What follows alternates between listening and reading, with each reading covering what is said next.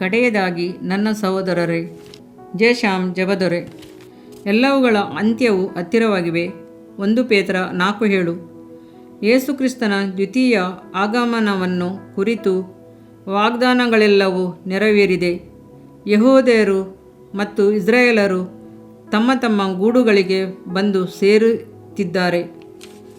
ಪ್ರಪಂಚದಲ್ಲಿನ ಎಲ್ಲ ಪರಿಶುದ್ಧರು ಆತನ ಬರೋಣವನ್ನು ಕಾತುರದಿಂದ ಎದುರು ನೋಡುತ್ತಿರುವರು. ಕಮ್ಯುನಿಸ್ಟ್ ದೇಶಗಳ ಸೆರೆಮನೆಗಳಲ್ಲಿರುವ ರಕ್ತಸಾಕ್ಷಿಗಳು ಆತನ ಬರೋಣವನ್ನು ಎದುರು ನೋಡುತ್ತಿರುವರು. ಸುಗ್ಗಿ ತೀರಿತು, ಹಣ್ಣಿನ ಕಾಲ ಮುಗಿಯಿತು, ನಮಗೆ ಉದ್ಧಾರವೇ ಆಗಲಿಲ್ಲ ಎಂಬುದಾಗಿ ಯೆರೆಮೀಯನೆಂಬ ಪ್ರವಾದಿಯು ಪ್ರಲಾಪಿಸುತ್ತಾನೆ. ನರಕ ದಂಡನೆಗೆ ಹೋಗಲಿರುವ ಜನರನ್ನು ಕುರಿತು ಪರಿತಾಪ ಸೂಚಿಸುತ್ತಾನೆ. ಯೆರೆಮೀಯ 8:20. ಇಗೋ, ಮಳೆಗಾಲ ಕಳೆಯಿತು, ವೃಷ್ಟಿಯು ನಿಂತು ಹೋಯಿತು. ನನ್ನ ಪ್ರಿಯಳೇ, ಎನ್ನ ಸುಂದರಿಯೇ, ಎದ್ದು ಬಾ ಎಂಬುದಾಗಿ ದೇವರು ತನ್ನ ಮೊದಲಗೆತ್ತಿ ಯಾವ ಸಭೆಯನ್ನು ತ್ವರೆ ಮಾಡುತ್ತಾನೆ, ಪೂರ್ಣಕ್ಕೆ ನಡೆಸುತ್ತಾನೆ. ಪರಮಗೀತೆ 2:11-13. ഇരുಳು ಬಹಳ ಮಟ್ಟಿಗೆ ಕಳೆಯಿತು, ಹಗಲು ಸಮೀಪವಾಯಿತು. ಕತ್ತಲೆಗೆ ಅನುಗುಣವಾದ ಕೃತ್ಯಗಳನ್ನು ಬಿಟ್ಟು ಬೆಳಕಿಗೆ ಅನುಗುಣವಾದ ಆಯುಧಗಳನ್ನು ಧರಿಸಿಕೊಳ್ಳೋಣ ಎಂಬುದಾಗಿ ಅಪೊಸ್ತಲನಾದ ಪೌಲನು ವಿಶ್ವಾಸಿಗಳಿಗೆ ಎಚ್ಚರಿಕೆ ನೀಡುತ್ತಾನೆ. ರೋಮಾಪುರ 13:12. ಆಕಾಶದಲ್ಲಿ ಧ್ವನಿಗೈಯುತ್ತಿರುವ ಶಬ್ದವೇನು? ಇಗೋ, ಬೇಗ ಬರುತ್ತೇನೆ, ನಾನು ಪ್ರತಿಯೊಬ್ಬನಿಗೆ ಅವನವನ ನಡತೆಯ ಪ್ರಕಾರ ಕೊಡತಕ್ಕ ಪ್ರತಿಫಲವು ನನ್ನ ಕೈಯಲ್ಲಿದೆ. ಆಮೇನ್. ಕರ್ತನಾದ ಯೇಸುಕ್ರಿಸ್ತನೇ, ಬಾ. ನಿನ್ನನ್ನು ಕಾಣದಂತೆ ನನ್ನ ಕಣ್ಣುಗಳು ಚಿಂತೆಯಿಂದ ಕೂಡಿದ ಆಕಾಂಕ್ಷೆಯಿಂದ ಕಾದಿವೆ ಎಂಬುದಾಗಿ ನಿನ್ನಿಂದ ಪ್ರಾರ್ಥಿಸಲು ಸಾಧ್ಯವೋ? ಇನ್ನೂ ಸಮಯವಿಲ್ಲ. ಹೃದಯವನ್ನು ಹರಿಯೋಣ, ಆತನ ಪಾದದ ಬಳಿ ಒಯ್ಯುವ, ಆತನ ರಕ್ತದಿಂದ ಶುದ್ಧೀಕರಣ ಹೊಂದುವ, ಉಳಿದಿರುವ ಕೆಲವು ಚಿಟಿಕೆ ಕರ್ತನಿಗಾಗಿ ಖರ್ಚು ಮಾಡುವ. ರಾಜ್ಯಸಭೆಯ ಚುನಾವಣಾ ಪ್ರಚಾರದ ಕಡೇ ದಿನದಲ್ಲಿ ಜನರು ಎಷ್ಟು ತೀವ್ರವಾಗಿ ಕಾರ್ಯನಿರ್ವಹಿಸುತ್ತಾರೆ. ತೀವ್ರವಾದ ಪ್ರಚಾರ ನಡೆಯುತ್ತದೆ. ಎಲ್ಲಿ ನೋಡಿದರೂ ಬಾವುಟಗಳು, ಎಲ್ಲಿಯೂ ಧ್ವನಿವರ್ಧಕ ಯಂತ್ರಗಳು, ಎಷ್ಟು ವಾಹನಗಳು, ಎಷ್ಟು ಬಹಿರಂಗ ಸಭೆಗಳು, ಎಷ್ಟು ತೀವ್ರವಾಗಿ ಕಾರ್ಯಗಳು ನಡೆಯುತ್ತವೆ. ರಾಜ್ಯಸಭೆಗಾಗಿ ಜನರು ಇಷ್ಟು ದುಡಿದರೆ ದೇವರ ಮಕ್ಕಳು ಎಷ್ಟು ಅತಿಯಾಗಿ ಆತನ ಆಗಮನಕ್ಕಾಗಿ ದುಡಿಯಬೇಕು. ರಾಜ್ಯದ ಸುವಾರ್ತೆಯನ್ನು ಸಮಯ ದೊರಕಿದರೂ ದೊರಕದಿದ್ದರೂ ಸರಿಯೇ ಸಾರೋಣ. ಈ ದಿನಗಳಲ್ಲಿ ನಾವು ಮೌನವಾಗಿದ್ದರೆ ತಪ್ಪು. ನಮ್ಮ ಮೇಲೆ ಬೀಳುವುದು ಈ ಪ್ರಪಂಚವು ನಾಶಕ್ಕಾಗಿ ಸಿದ್ಧಪಡಿಸಲ್ಪಟ್ಟಿದೆ. ನಾವು ಜೀವಿಸುತ್ತಿರುವ ಈ ಭೂಲೋಕದಂತೆ 4,000 ಲೋಕಗಳನ್ನು ನಾಶ ಮಾಡುವಷ್ಟು ಅಣು ಆಯುಧಗಳನ್ನು ಲೋಕದ ಶಕ್ತಿಯುತ ರಾಷ್ಟ್ರಗಳು ನಿರ್ಮಿಸಿ ಸಿದ್ಧವಾಗಿ ಇಟ್ಟಿದೆ. ದ್ರವ್ಯ, ಬಟ್ಟೆಗಳು, ಎಣ್ಣೆ ಮರದ ತೋಪುಗಳು, ದ್ರಾಕ್ಷೆ ತೋಟಗಳು, ಕುರಿದನಗಳು, ದಾಸದಾಸಿ ಜನವು ಇವುಗಳನ್ನು ಸಂಪಾದಿಸುವುದಕ್ಕೆ ಇದು ಸಮಯವೋ? 2ನೇ ಅರಸು 5:20. ಯೇಸುಕ್ರಿಸ್ತನ ಆಲೋಚನೆಯೇನು? ಅನ್ಯಾಯದ ಧನದ ಮಾಲೀಕನಾಗಿ ನಿಮಗೆ ಸ್ನೇಹಿತರನ್ನು ಮಾಡಿಕೊಳ್ಳಿರಿ. ಹೀಗೆ ಮಾಡಿದರೆ ಅದು ನಿಮ್ಮ ಕೈ ಬಿಟ್ಟು ಹೋದಾಗ ಅವರು ನಿಮ್ಮನ್ನು ಶಾಶ್ವತವಾದ ವಾಸಸ್ಥಾನಗಳಲ್ಲಿ ಸೇರಿಸಿಕೊಳ್ಳುವರು ಎಂದು ನಾನು ನಿಮಗೆ ಹೇಳುತ್ತೇನೆ. ಲೂಕ 16:9. ಕರ್ತನಾಗಿ ಆತ್ಮಗಳನ್ನು ಸಂಪಾದಿಸೋಣವೇ? ನರಕದ ಬೇನೆಯಿಂದ ಅವರನ್ನು ವಿಮೋಚಿಸೋಣವೇ? ಕಳೆದ ದಿನಗಳ ಜೀವಿತವನ್ನು ನಾವು ವ್ಯರ್ಥ ಮಾಡಿದ್ದೇವಲ್ಲವಾ? ಪರಿಶುದ್ಧ ಆತ್ಮನನ್ನು ದುಃಖಿಸಿದ್ದೇವಲ್ಲವೇ? ಆದರೂ ಆತನು ನಮ್ಮ ಪಾಪಗಳನ್ನೆಲ್ಲ ಕ್ಷಮಿಸಿ, ಅಕ್ರಮಗಳನ್ನು ನೀಗಿಸಿ, ಸಮಸ್ತ ರೋಗಗಳನ್ನು ಗುಣಪಡಿಸಿ, ನಮ್ಮ ಜೀವವನ್ನು ನಾಶದಿಂದ ತಪ್ಪಿಸಿ, ಇದುವರೆಗೂ ನಮ್ಮನ್ನು ಕಾಪಾಡಿದನಲ್ಲ. ಕಲ್ಲುಗಳಲ್ಲಿಯೂ ಮುಳ್ಳುಗಳಲ್ಲಿಯೂ ನಡೆಯುತ್ತಾ ನಮ್ಮನ್ನು ಹುಡುಕಿಕೊಂಡು ಬಂದನಲ್ಲ. ದೇವರಿಗೆ ಪ್ರಿಯವಾದ ಮಗುವೇ, ನೀನು ಯೇಸುಕ್ರಿಸ್ತನ ಕಣ್ಣೀರನ್ನು ಒರೆಸುವೆಯಾ? ಆತನ ದಾಹವನ್ನು ತೀರಿಸುವೆಯಾ? ಆತನ ಸೇವೆಯನ್ನು ಆಸಕ್ತಿಯಿಂದ ಮಾಡುವೆಯಾ? ಆತನ ಜೊತೆಗೆ ಸಿಲುಬೆಗೆ ಹಾಕಲ್ಪಟ್ಟ ಕಳ್ಳನೊಬ್ಬನಿಗೆ ಯೇಸುವೇ ದೇವರೆಂದು ಗೋಚರವಾಯಿತು. ಆದರೆ ಅವನಿಗೆ ಯೇಸುವಿಗಾಗಿ ಸೇವೆ ಮಾಡುವ ಸಂದರ್ಭವು ದೊರಕಲಿಲ್ಲ. ನಿನಗೆ ಆ ಭಾಗ್ಯವು ಸಿಕ್ಕಿದೆ.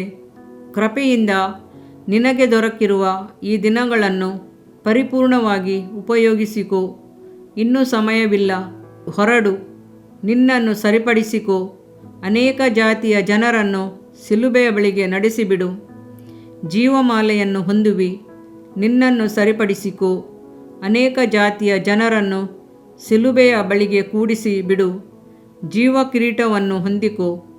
ಕರ್ತನು ನಿನ್ನನ್ನು ಆಶೀರ್ವದಿಸಲಿ. ತೆರೆದ ಮನದಿಂದ ನಿಮ್ಮೊಡನೆ ಈ ಕೃತಿಯ ಮೂಲಕ ನಿಮ್ಮನ್ನು ಸಂಧಿಸಲು ಕೃಪೆ ಮಾಡಿದ ಕರ್ತನನ್ನು ಸ್ತುತಿಸುತ್ತೇನೆ. ನಿಮಗೆ ಕೃಪೆಯೂ ಸಮಾಧಾನವೂ ಉಂಟಾಗಲಿ. ಇದರಿಂದ ನಿನ್ನ ದೇಹಕ್ಕೆ ಆರೋಗ್ಯವು, ಎಲುಬುಗಳಿಗೆ ಸಾರವು ಉಂಟಾಗುವವು. ಜ್ಞಾನೋಕ್ತಿಗಳು 3ನೇ ಅಧ್ಯಾಯ 8ನೇ ವಾಕ್ಯ.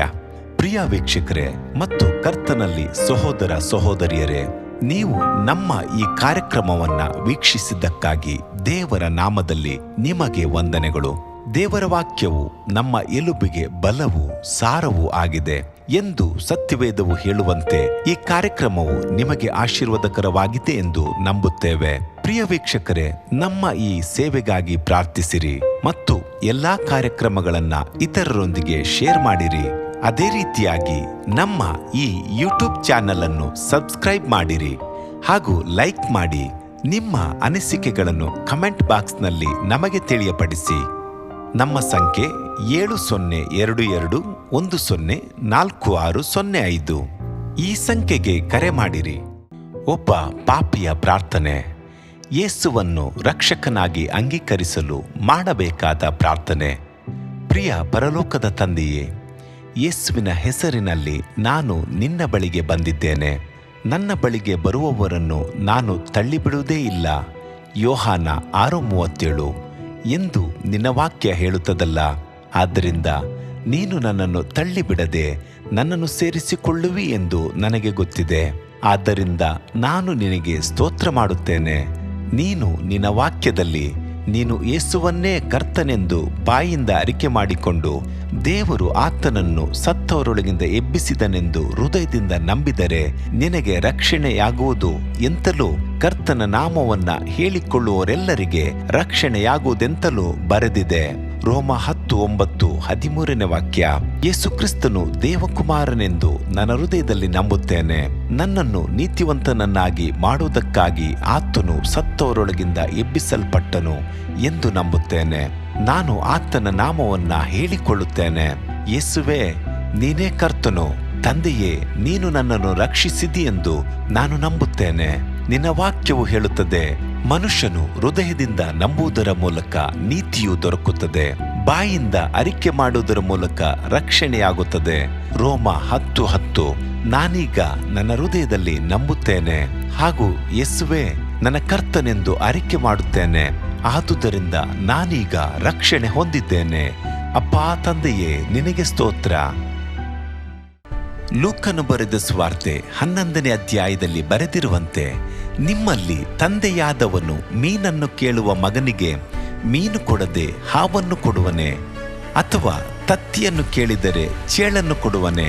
ಹಾಗಾದರೆ ಕೆಟ್ಟವರಾದ ನೀವು ನಿಮ್ಮ ಮಕ್ಕಳಿಗೆ ಒಳ್ಳೆ ಪದಾರ್ಥಗಳನ್ನ ಕೊಡಬಲ್ಲವರಾದರೆ ಪರಲೋಕದಲ್ಲಿರುವ ನಿಮ್ಮ ತಂದೆಯು ತನ್ನನ್ನು ಬೇಡಿಕೊಳ್ಳುವವರಿಗೆ ಎಷ್ಟೋ ಹೆಚ್ಚಾಗಿ ಪವಿತ್ರಾತ್ಮ ವರವನ್ನ ಕೊಡುವವನಲ್ಲವೇ ಅಂದನು. ತಂದೆಯೇ, ನೀನು ಕೇಳಿಕೊಳ್ಳುವವರಿಗೆ ಪವಿತ್ರಾತ್ಮನ ವರವನ್ನು ಹೇರಳವಾಗಿ ಕೊಡುವಾತನಾಗಿದ್ದಿ. ಆದ್ದರಿಂದ ನನ್ನ ಮೇಲೆಯೂ ನಿನ್ನ ಆತ್ಮನನ್ನು ಸುರಿಸಬೇಕಾಗಿ ಬೇಡಿಕೊಳ್ಳುತ್ತೇನೆ.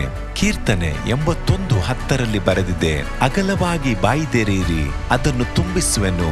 ಕರ್ತನೇ, ನನ್ನನ್ನು ಪವಿತ್ರಾತ್ಮನಿಂದ ತುಂಬಿದಂತ ನೀನು ನನ್ನನ್ನು ಅನ್ಯ ಭಾಷೆಯ ವರದಿಂದಲೂ ತುಂಬುವವನಾಗಿದ್ದಿ ಎಂದು ನಂಬುತ್ತೇನೆ.